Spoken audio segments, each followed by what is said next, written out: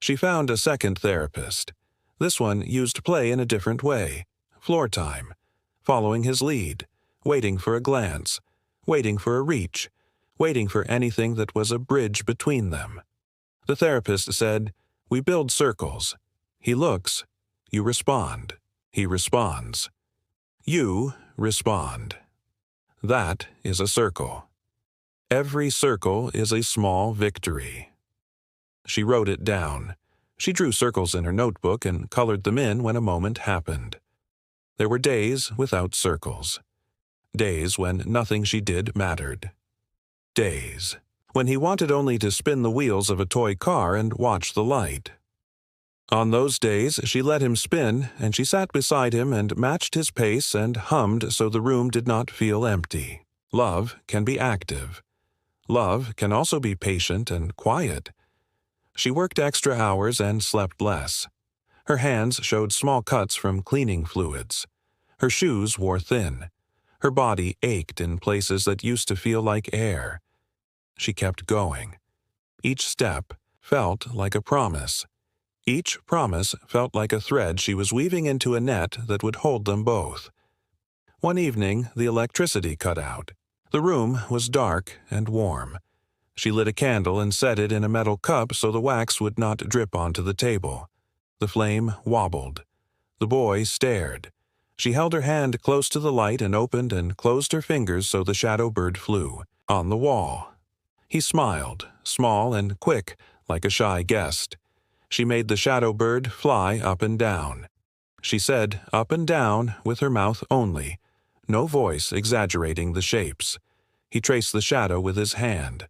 For a second, he looked at her. Eyes, a direct look, bright and clear, a circle. She breathed in slowly so the moment would not break. The next morning, she found a second-hand picture board with Velcro squares. She printed images of food, toys, places, and feelings. She taught him to hand her a picture when he wanted something. Apple, park, swing, music, hug. The first time he placed the hug card in her hand, she felt the earth tilt. She lifted him. He pressed his ear to her heart and hummed. She counted that hum as a word made of music. She taught him simple signs. More. Finished. Help. Please. She put the signs into songs. More became a soft request during snack time. Finished became a proud clap at the end of a puzzle. Help became a bridge he could walk across whenever the world became heavy. Please became a light way to ask. She did not worry that signs would take the place of speech. She just wanted him to have power. Communication is power, no matter the channel. A relative said she was wasting time. Another said she was wasting money. Another said there are schools that keep kids like this out of sight. She smiled without agreeing. At night, she washed the words off her skin. She rubbed them away in the same sink where she cleaned the toy blocks. She watched the dirty water spin, and she thanked the drain for taking the day's hurt with it.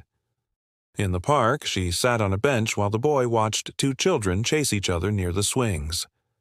A man was there with a group of kids. He had a soft way of moving, as if he did not want to scare the day. He noticed the boy watching. He rolled a small car across the sand in a slow line and stopped before it reached the boy. He looked at the boy's face, not his hands. He waited. The boy looked at the car and at the line the wheels had drawn. The man rolled the car back to himself and then forward again, a little closer. The boy's hand moved. He pressed his palm into the sand and made a shape.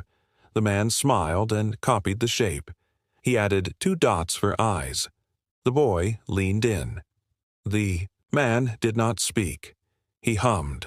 The hum matched the rhythm of the swings. The boy's fingers made another shape. The man copied it and added a small curve like a smile. The boy's shoulders softened. She watched from the bench with her breath held like a delicate glass. She did not want to break the moment by naming it. The man looked up at her and nodded, a question in his eyes. She nodded back, a kind of permission. He placed the car in the boy's hand and tapped the sand twice. The boy rolled the car forward. The man tapped his own chest twice and then tapped the sand again. The boy copied the taps. The man laughed softly, not at the boy, but at the joy of the shared rhythm. Then it happened. It was small. It was simple. It was everything. The car hit a small stone and stopped. The boy looked at the stone. He looked at the man. His mouth opened. A sound came out. It was rough. It was thin. It was the first crack in a long winter. "Hey!" The man's eyes shone. He did not explode with praise. He whispered, "Yeah." He made the sound back, matching pitch and length. The boy made it again. "Eh." The man answered again. "Ah." "A circle." She stood up from the bench without feeling her feet. She walked closer. She knelt in the sand on the other side of the boy. She did not want to scare the sound away. She kept her voice inside and let her face carry the praise. The boy made the sound a third time. The man said, "Watch," and held the car by his lips. He said a soft B, just the air against his lips, and let the car go. The car rolled. The boy's eyes followed it. The man tried again. B. The car rolled. The boy reached for the car, then for the man's mouth. He touched the lips and felt the vibration of a tiny bee. The boy took a breath. His chest lifted like a small tide. His lips parted. He made a soft puff. It was not a full bee. It was air-shaped in the right direction. The man smiled with his whole face. He shaped his lips again. B. The boy tried. Huh? A cousin of B. Close. Enough to invite the next step. She felt her heart press against her ribs like it wanted to see. They played with the car. They played with air. They played with small puffs and tiny beeps. The man kept his voice low and his gestures clear. He did not flood the boy. He offered one small step at a time, always within reach. He tapped the car twice and said "poo" each time. The boy copied one "pa" and tapped once. He looked at the man. He looked at her. His eyes were bright like new coins. And then, in the middle of that small circle in the sand, he did it. He made a sound with a shape that leaned toward meaning. The car stopped against the stone again. He looked at it. He looked at her. His mouth made a small open door. Ma. It was not perfect. It was not full. It was a breath wrapped in sound. But it was there. Ma. The world went silent around the sound. The swings paused.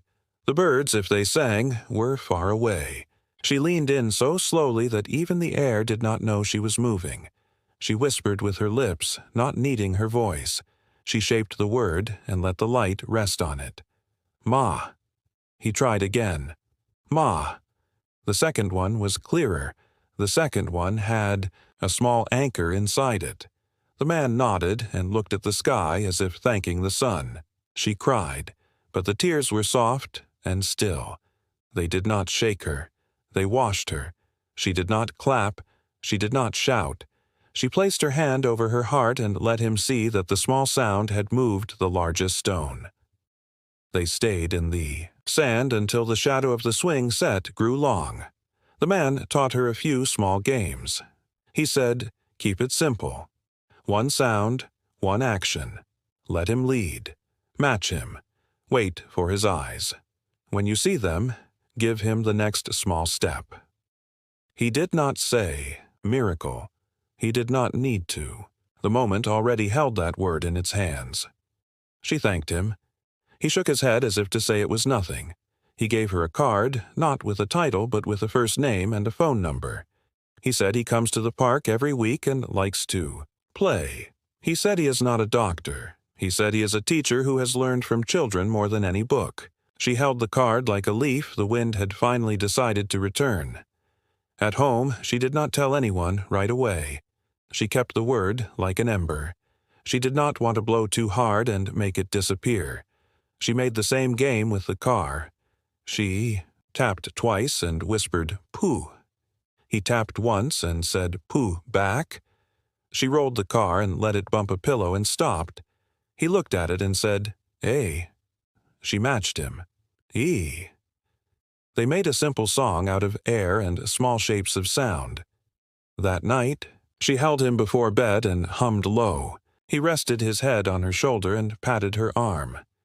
He did not say "ma" again. That was fine. The first word is not a promise, it is an opening. Openings are delicate. She let it be. The next days were a weave. Some days he made the sound. Some days he did not. Some days he surprised her with a new small shape. Ba, pa. She took each one and wrote it in her notebook with the time and the place and the game they were playing. Patterns formed like tiny constellations. Morning was better than late afternoon. Music first helped. Lights low helped. Waiting helped most of all. Relatives visited and saw him tap pictures and make soft sounds. They asked, "Is he speaking now?" She said, "He is learning." They said, "We heard he would never speak." She smiled and gave them tea. The world loves to be right about sad things. She did not let their certainty live for free in her house. She kept working nights. She kept saving for therapy. But now therapy felt different. It was not a heavy bag she dragged. It was a garden she tended. Every session she brought a record of sounds. The therapist listened. The therapist adjusted. They added small oral. Motor games. Blowing on cotton balls. Blowing through straws into water to make gentle bubbles. Making silly faces to wake up the lips and tongue. The boy laughed once when she puffed out her cheeks so much she looked like a fish. Laughter is also a sound. It counts.